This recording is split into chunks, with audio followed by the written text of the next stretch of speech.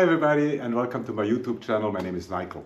In my last video I compared three different probes or indicators, the Tormach passive probe, a Haimer and a coax indicator, and I explained the way I use them and when and why I use them and so on. And I received quite a few comments about how to set up the indicators to align the probe or the tip of the probe with the spindle holder, so that the runout is minimized for the passive probe and for the Haimer. The coax indicator actually lives on runout, so there's nothing to adjust. So anyhow, so we go to the mill real quick. I show you how I set it up to align the probe with the indicator body, and then I took some measurements with this new alignment or the values I found, and I'll show you the results. So this is the setup to align the run out of the Haimer. Put a test indicator at the backside of the little ball at the tip of the probe, precisely in the middle of the ball, and inserted 4 Allen keys at for the 4 set screws, and then you just tighten and loosen the opposing screws at the same time. And the process is exactly the same for the Tormach passive probe, the only difference being that the Tormach passive probe only offers 3 set screws, which makes it a bit more difficult to find 0. So I like this setup a little bit better. The way it works, you just turn the Haimer and you see here the run out at the test indicator. We're currently at 5/10,000ths of an inch or half a thousand. You see that probably. So pretty good already.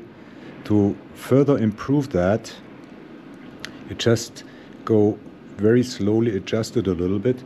The trick is at the end, when you want to tighten the screws, it always changes it by a tiny little bit. So you need to be very careful to tighten all the screws more or less simultaneously and go from there. So we now adjusted the runout for the Haimer to about, I would say, 10,000ths of an inch, so the needle barely moves. And now I'm going to replace this test indicator, which has a resolution of half a thousandth of an inch, with my Mitutoyo test indicator with a resolution of 1,000th of a millimeter, and we see where we are. So this is now the runout with the 1,000th of a millimeter test indicator, and we're at +1 -4, so that's 5,000ths of a millimeter or 2/10,000ths of an inch. To get more precise than that takes a long time. Like I said, the time to adjust this grows exponentially the more precise you want to get. Let's see what we can do. Okay, that's pretty much the end of it. We're within less than 1,000th of a millimeter. That is less than 40/100,000ths of an inch, and that's significantly better than what I typically need.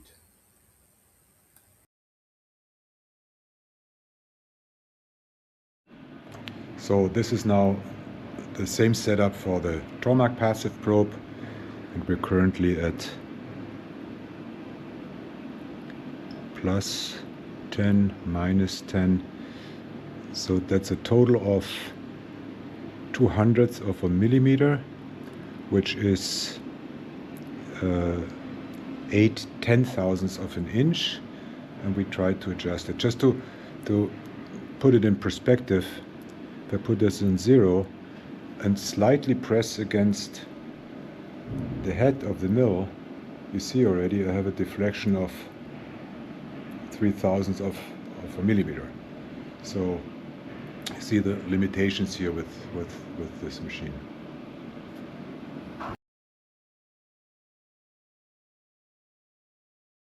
Okay, that's where we are with the Tormach passive probe now. A runout of about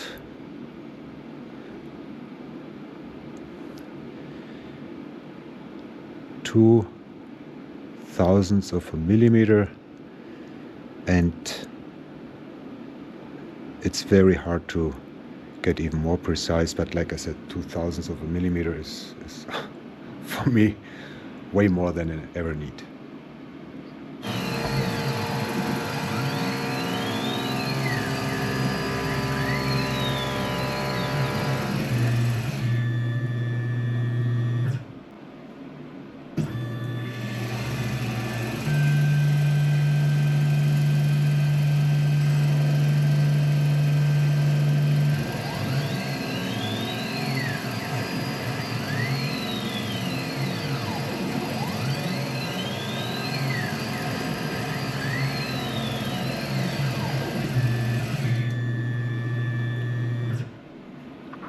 This is now the probing routine with the Tormach passive probe in the coordinate system G55.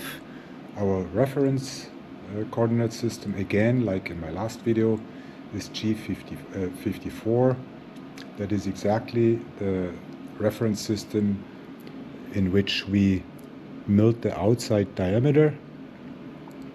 And now in G55, we measure the center point with the Tormach passive probe in G55.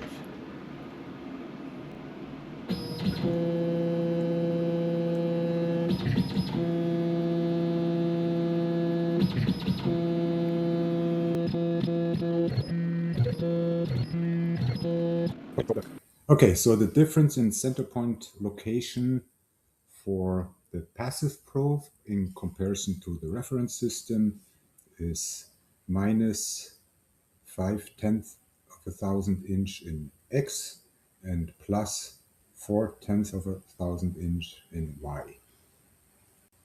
In order to evaluate the repeatability of the passive probe, I run exactly the same routine again, and these are the results. So repeatability is excellent. In X there's no difference whatsoever. In Y the difference is 1/10,000th of an inch maximum.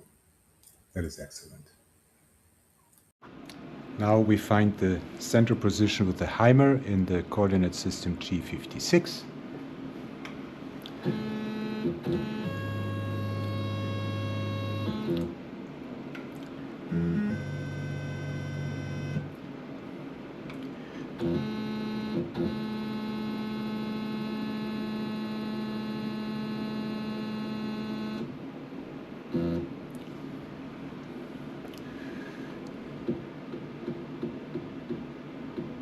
Here we go.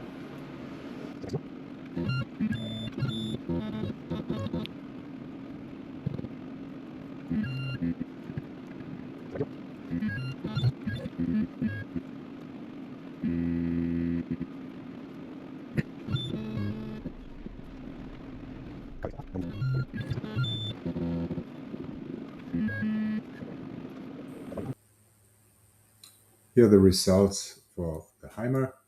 The difference in X is minus 7/10,000th of an inch, and in Y is plus 11/10,000th of an inch. So here are the final results. I included the probe runout, which we measured in the beginning with the test indicator, and the results are, as far as I'm concerned, excellent, and for me more than sufficient. Okay, wrapping up. In my last video about this topic, we had 3 probes or indicators, a passive probe, a Haimer, and the coax indicators.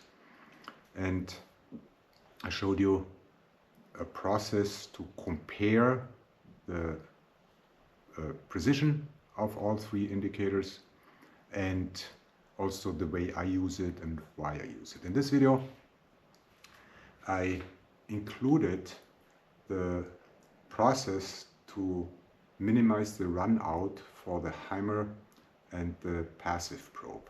The coax indicator I left out because the coax indicator lives on run out and there's nothing you can adjust. So we minimized run out to the, for me, possible minimum at around 1/1000th of a millimeter, which is roughly 1/100,000th of an inch, which quite honestly is a little bit esoteric for me.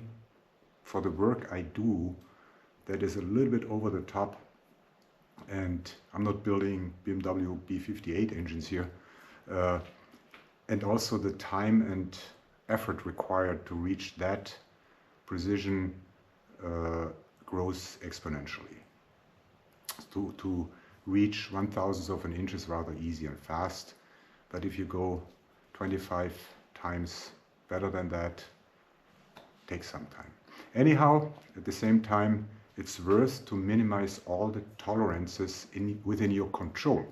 There's nothing you can do about the precision of an end mill, or almost nothing, or the precision of the machine itself, but runout is within your control and you should, of course, minimize it the best you can. It's always a little bit of balance between precision required and time required to achieve that.